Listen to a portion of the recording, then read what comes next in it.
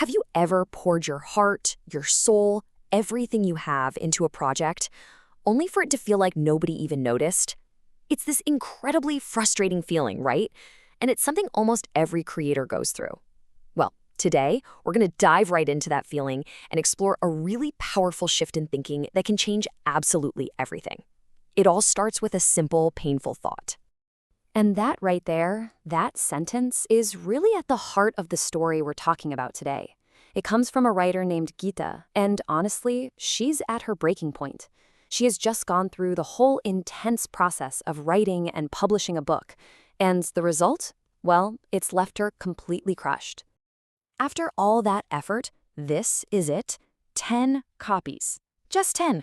Can you imagine that feeling? All that work, all that passion, just boiled down to a single, pretty devastating number. And, it wasn't just about the emotional hit. She'd also put 5,000 rupees of her own money into getting this book made. So she wasn't just running on empty emotionally, she was also out of pocket. And to really get a sense of what she put into this, just look at this timeline. This was not a small thing. We're talking about a 2-year commitment. From that first spark of an idea, through all those long months of writing, the nitpicky editing, and then finally getting it designed and printed, that's a huge chunk of her life. And just when you think it can't get any worse, it does. She actually overhears her friends, making fun of her. And that's the moment, isn't it? When a private disappointment just becomes public humiliation. It's so brutal that she decides, that's it. The sequel she was planning, it's not happening. She's done.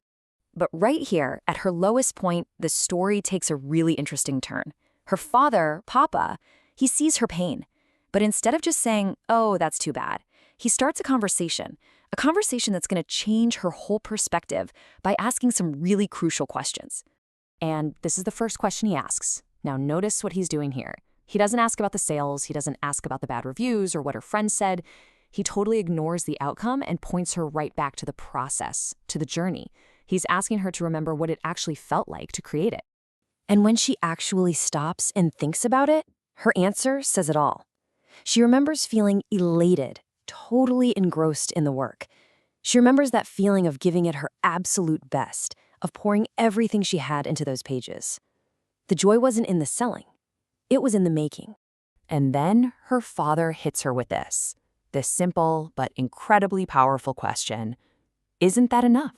Isn't that joy you found in the process, that satisfaction of knowing you gave it your all, isn't that enough by itself?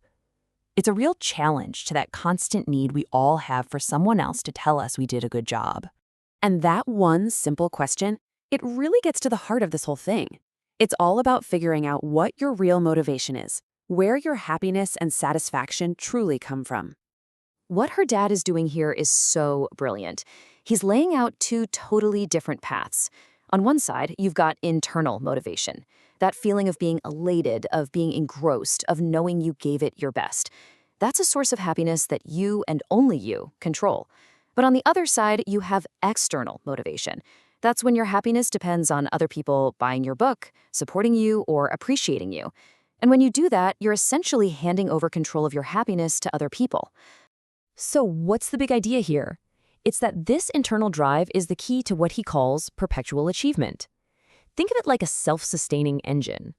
If your motivation comes from the inside, you can just keep going, keep creating, no matter what the outside world throws at you. Okay, but Gita brings up a really good point, something I'm sure a lot of us have thought about.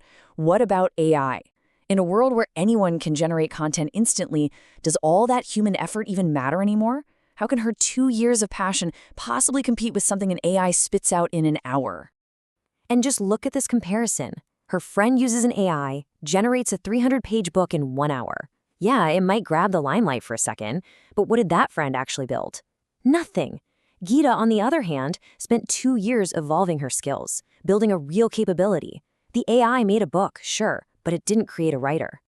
And her dad's response, man, it's just timeless wisdom, right? The limelight, it's temporary. A gimmick might get you some attention today, but it's not going to sustain you. Real, lasting success is always, always built on a foundation of actual capability, and that's something you can only get through practice and real effort.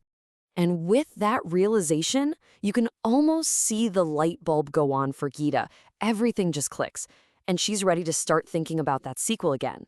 But this time, her reason for writing it is going to be completely different. So she comes up with this new resolution, kind of like a 3-part plan for herself. 1, she's going to write the sequel.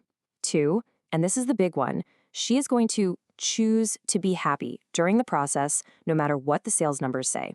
And 3, her goal isn't just to finish a book, it's to perfect her ability, to use this project to become an even better creator. And that's the real victory here, isn't it? She didn't crack some marketing code or figure out how to sell more books. Her victory was internal. She rediscovered her why. She won the battle over her own motivation, which is a much bigger and more important win. So Geeta's story leaves all of us with a challenge, a question for ourselves. What is this sequel that you need to write? What project, what passion, what idea have you put on the shelf because you were too worried about the outcome? What is that thing you need to do, not for the likes, not for the sales, not for the applause, but just for the simple, powerful joy of doing it?